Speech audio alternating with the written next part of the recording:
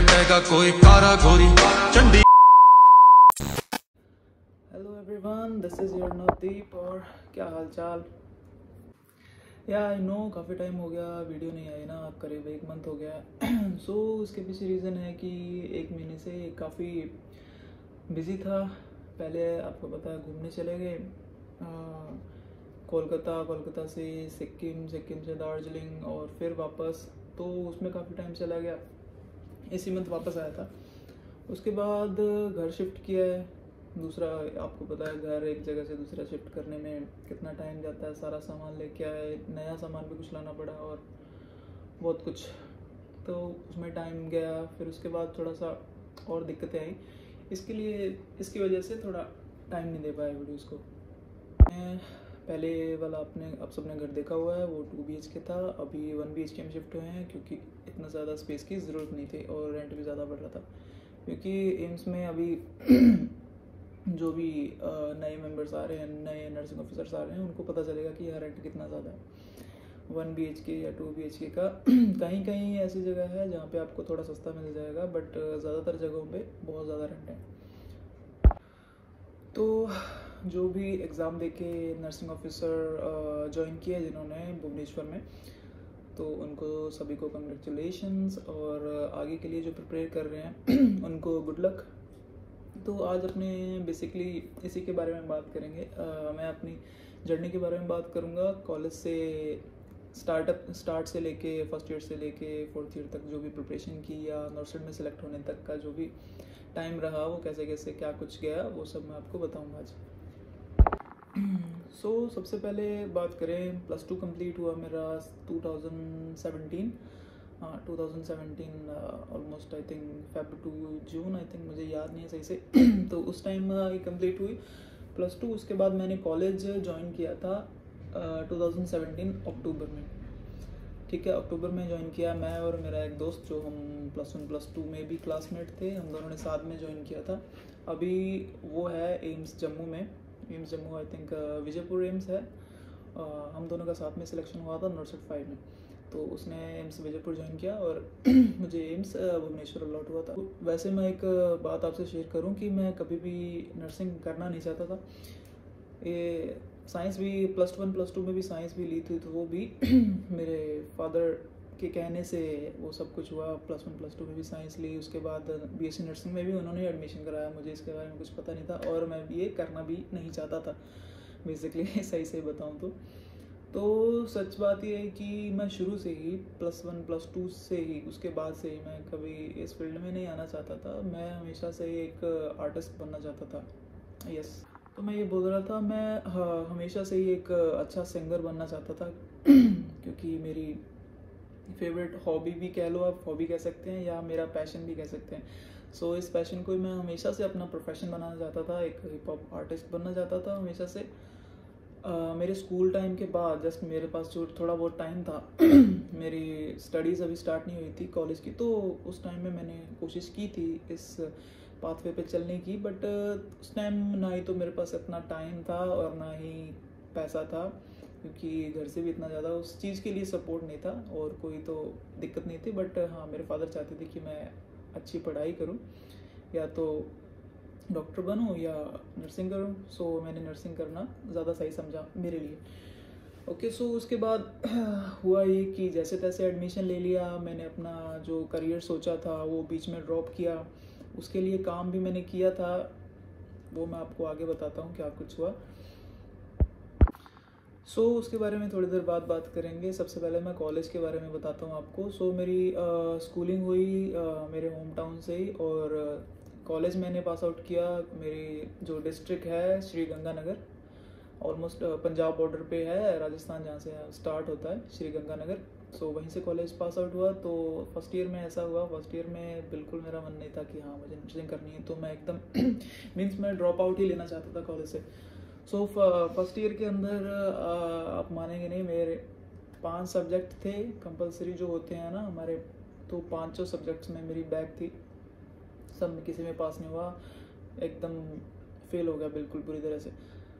First year में अच्छे से फेल होने के बाद थोड़ी बहुत आंखें खुली कि नहीं, इसमें थोड़ा स्कोप है और मुझे अपनी सिंगिंग को एक तरफ रख के पहले स्टडी कंप्लीट करनी चाहिए।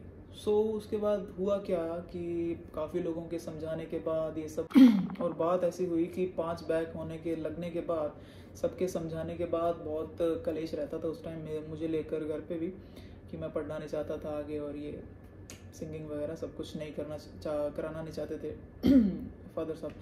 हुआ ये कि 5 बैक आई, उसके बाद मेरे साथ मुझे सब लोगों ने समझाया, छोटा था 17-18 साल का, सब ने समझाया कि ये ऐसे ऐसे होता है, पढ़ाई ज़रूरी है या जो कुछ भी है। तो थोड़ा बहुत दिमाग काम करता है इतना कि हाँ कुछ टाइम में पढ़ के पास होने वाले बच्चे जो होते हैं उनमें से था मैं, बैक बेंचर्स जो होते हैं हाँ ऑब्वियसली। ऐसा हुआ कुछ टाइम, 1 महीना या कुछ टाइम आई थिंक 1-1.5 महीना मैंने लाइब्रेरी ज्वाइन की, और बैक के बाद की बात कर रहा हूँ। लाइब्रेरी ज्वाइन की 1 महीना, और एक 10 ईयर सॉल्ट पेपर्स आते हैं, आप सभी को पता ही होगा।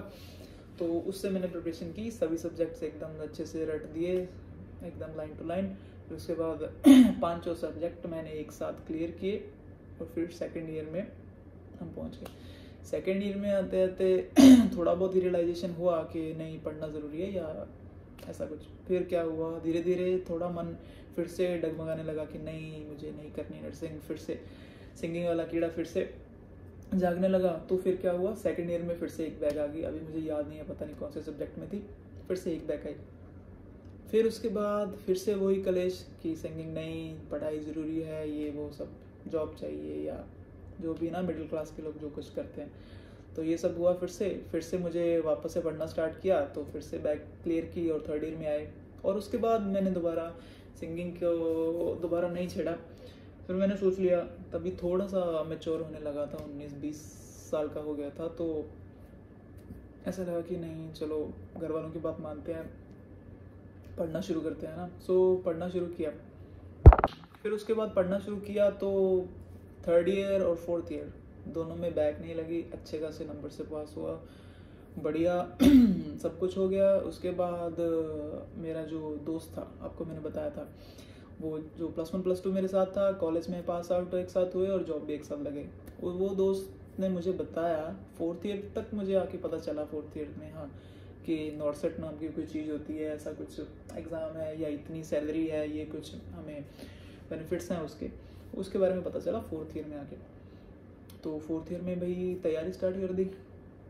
4th ईयर कंप्लीट होते होते, और जैसे तैयारी स्टार्ट की, हम दोनों ने प्रिपरेशन स्टार्ट साथ में की थी, उसने थोड़ा सा पहले की थी, और कोचिंग भी हाँ वो कर रहा था। नर्सिंग नेक्स्ट लाइव प्लेटफॉर्म है, आप सभी को पता होगा। उसने वहाँ से कोचिंग स्टार्ट कर दी और मैंने अपनी सेल्फ स्टडी स्टार्ट की, क्योंकि मुझसे पढ़ा नहीं जाता ऐसे वीडियोस देख के, अब मुझे कोई पढ़ा रहा, तो मेरा थोड़ा सा अलग सिस्टम है कि मैं बुक से पढ़ सकता हूँ। तो हुआ ही, उसने कोचिंग स्टार्ट की, NNL से कोचिंग कर रहा था, मैं अपनी बस वही PR यादव या टारगेट हाई से स्टार्ट किया था मैंने सबसे पहले। टारगेट हाई से स्टार्ट किया। टोटल मैंने कितनी बुक्स पढ़ी है, एक सिर्फ टारगेट हाई पढ़ी सबसे पहले, उसके MCQs किए, थ्योरी सारी कवर की, ओके टारगेट हाई पढ़ी। फिर उसके बाद PR यादव की MCQs वाली बुक वो पढ़ी।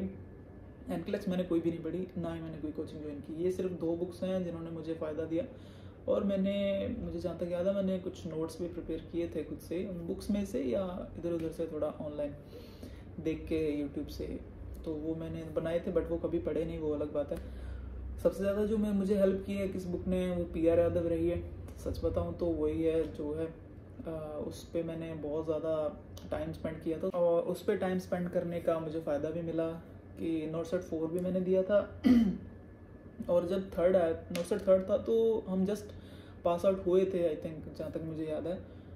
नॉर्सेट 3 था जो पास आउट हुए थे हम, और आई थिंक सितंबर में हमारा RN आया था, तो उसी टाइम पास आउट हुए थे, उसी टाइम सितंबर में ही आई थिंक एग्ज़ाम था, तो वो भी दिया था।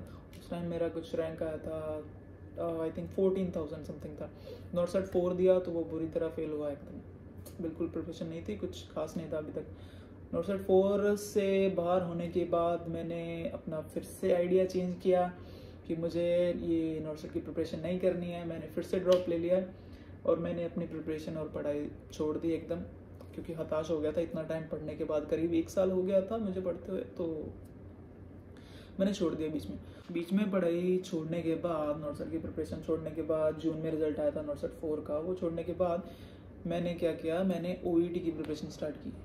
क्योंकि हमारे लिए नर्सेस के लिए बाहर किसी भी कंट्री में अपॉर्चुनिटीज़ बहुत ज़्यादा हैं एज़ कम्पेयर टू इंडिया। सो मैंने सोचा कि OET का एग्ज़ाम देते हैं, 2-3 महीने प्रिपरेशन करेंगे, एग्ज़ाम लिखेंगे, यहाँ से जाएंगे, उसके बाद जो भी होगा वो देखेंगे क्या होता है। वो इजी लगा मुझे नॉर्सट के कंपेयर में, क्योंकि कंपटीशन नहीं है, कुछ ज़्यादा फालतू आपका मनी भी स्पेंड नहीं होता। सो हाँ, वो इजी लगा मुझे। इंग्लैंड जाने की मैं प्रिपरेशन कर रहा था। सो उसके बाद मैंने वो क्या किया, वो उसकी प्रिपरेशन की। एग्ज़ाम जैसे मैं वो लिखने वाला था OET का, तो उसके बाद ये हुआ, एग्ज़ाम जब मैं लिखने वाला था तो उससे जस्ट पहले मैंने नॉर्सट 5 का एग्ज़ाम दे दिया था। नॉर्सट 5 का प्री भी क्लियर हो गया और क्या बोलते हैं मेंस भी क्लियर हो गया। सो इतनी ये चाहती थी कि मैं यहाँ आऊँ, तो आई थिंक ये मेरे साथ हुआ है। क्यों? क्योंकि मैंने पढ़ाई बिल्कुल नहीं की थी। लक कुछ हद तक काम किया मेरा, क्योंकि पहले जो पढ़ाई की थी, हाँ काफ़ी हद तक वो काम आई, और बहुत हद तक मेरा लक भी मेरे साथ रहा। तो इसलिए नॉर्सट 5 में सिलेक्शन हो गया। मुझे उम्मीद नहीं थी बिल्कुल ही, क्योंकि मैंने उम्मीद तो छोड़ ही रखी थी और प्रिपरेशन भी छोड़ दी थी। तो फिर भी हाँ, बाय ग्रेस ऑफ गॉड वो हो गया। उसके बाद मैंने OET वो बीच में ड्रॉप कर दिया, वो मैंने चांस नहीं लिया। फिर आपको पता है, उसके बाद जस्ट यहाँ आ गए। तो ये थी यहाँ तक की जर्नी जो भी थी। और हाँ, उसके बारे में, सिंगिंग के बारे में आपको मैं ये बताना चाहता था कि अभी मैं सब कुछ सेटल होने के बाद, हाँ अभी मेरे पास सब कुछ है, मतलब अभी घर से पैसे मांगने की ज़रूरत नहीं पड़ती, इतना ही है और कुछ खास तो नहीं है। सो मैं ये करना चाहता हूँ अभी कि अपना सिंगिंग का करियर दोबारा स्टार्ट करना चाहता हूँ, और काफ़ी हद तक वो मैंने शुरू भी कर दिया है। नया म्यूज़िक, नए लिरिक्स, और सिंगिंग तो मैं कर ही रहा हूँ, लिरिक्स भी खुद ही लिख रहा हूँ, म्यूज़िक बन चुका है, गाने बन चुके हैं, बस लॉन्च करने की देरी है। सो जल्द ही इसी चैनल पे, मेरे ही चैनल पे, मैं अपना म्यूज़िक शेयर किया करूँगा। सो देखते हैं। पहले वाली ही आपको कोई भी वीडियोस इस चैनल पे अब नहीं मिलेंगी, और नया कंटेंट जो आएगा वो नर्सिंग रिलेटेड होपफुली नहीं डाल पाऊँगा।